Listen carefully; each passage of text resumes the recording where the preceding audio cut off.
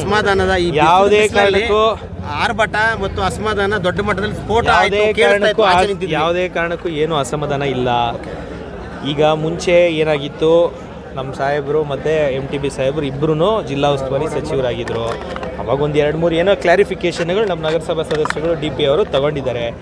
ಏನು ಅಂದರೆ ಮುಂದಕ್ಕೆ ನಾವು ಒಳ್ಳೆ ರೀತಿಯಲ್ಲಿ ಮುಂದಕ್ಕೆ ಎಲ್ಲ ಚೆನ್ನಾಗಾಗಲಿ ಅಂತ ಹೇಳಿರುವಂಥದ್ದು. ಅದನ್ನು ನಾವು ಮಾತಾಡಿದ್ದೀವಿ. ಸಾಹೇಬರು ಮನೆಗೆ ಕರ್ಕೊಂಡು ಹೋಗ್ತೀನಿ, ಅವ್ರು ಯಾರಿದ್ದಾರೋ ಅವರೆಲ್ಲರೂ. ಯಾಕಂದರೆ ಕಾರ್ಯಕರ್ತರು ನಮ್ಮ ಶಕ್ತಿ, ನಾವು ಕಾರ್ಯಕರ್ತನ ಸದಸ್ಯರು ಅವ್ರದ್ದೇವೇ ನೋವು ನಲುವುಗಳಿಗೆ ನಾವು ಸ್ಪಂದಿಸುವಂಥದ್ದು ನಮ್ಮ ಆದ್ಯ ಕರ್ತವ್ಯ. ನಮ್ಮ ಶಾಸಕರು ಹೇಳಿದಾಗೆ ಅವ್ರದ್ದು ಯಾವುದೇ ಒಂದು ಸಮಸ್ಯೆ ಇರಲಿ, ಅವರ ಅನುಮಾನಗಳಿರಲಿ, ಅದೆಲ್ಲವನ್ನು ಕೂಡ ದೂರ ಮಾಡುವಂಥದ್ದು ನಮ್ಮ ಕರ್ತವ್ಯ. ಹಾಗಾಗಿ ಅವ್ರದ್ದು ಯಾವುದೇ ಒಂದು ಮನಸ್ಸಿನಲ್ಲಿ ಒಂದು ಸಣ್ಣ ಅನುಮಾನ ಇದ್ದರೂ ಕೂಡ ಅವರಿಗೆ ಅದನ್ನು ದೂರ ಮಾಡುವಂಥ ಕೆಲಸ ನಾವು ಮಾಡ್ತೀವಿ ಅಂತ ಈಗಾಗಲೇ ನಾನು ವೇದಿಕೆಯಲ್ಲೂ ಹೇಳಿದ್ದೇನೆ.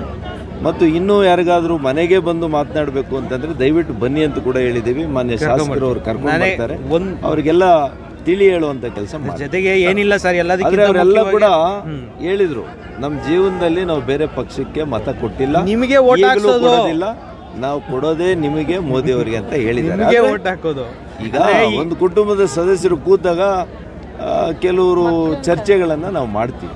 ಹಾಗಾಗಿ ವೈಯಕ್ತಿಕ ಏನು ಸಮಸ್ಯೆಗಳಿರ್ತದೆ, ಏನು ಹಿಂದೆ ಆಗಿರ್ತದೆ, ಅದೆಲ್ಲವನ್ನು ಕೂಡ ಮೆಲುಕು ಹಾಕಿ ಪ್ರಜಾಪ್ರಭುತ್ವದ ವ್ಯವಸ್ಥೆಯಲ್ಲಿ ಇದು ಆರೋಗ್ಯಕರವಾಗಿರ್ತಕ್ಕಂಥ ಒಂದು ಸಭೆ ಆಗಿದೆ.